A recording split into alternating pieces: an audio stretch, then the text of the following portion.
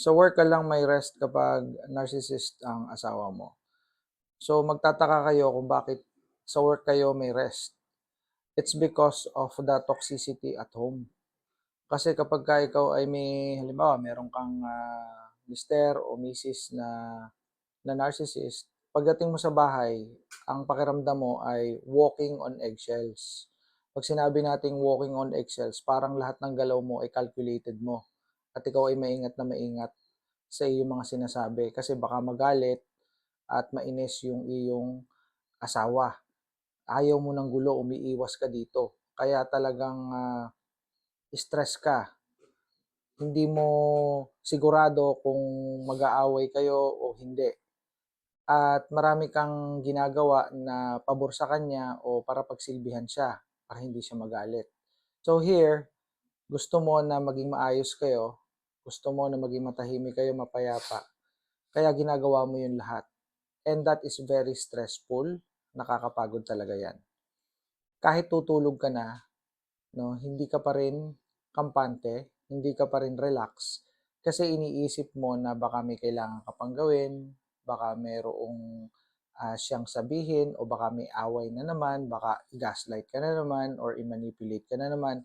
So, you're not aware of this, sinasabi ko lang ito, no? So, ito ay nangyayari talaga.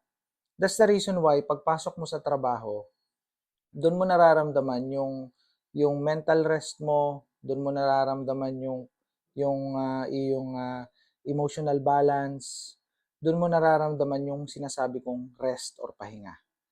So even though ikaw ay napapagod physically and mentally sa trabaho, may nararamdaman ka pa rin na relaxation during time na walang trabaho o may rest kang time doon sa iyong trabaho. Doon mo nararamdaman ang tunay na pagpapahinga. Marami sa inyong nakaka-relate dito na sa work lang kayo nakakapagpahinga. Pero pagdating sa bahay ay kayo ay toxic na toxic.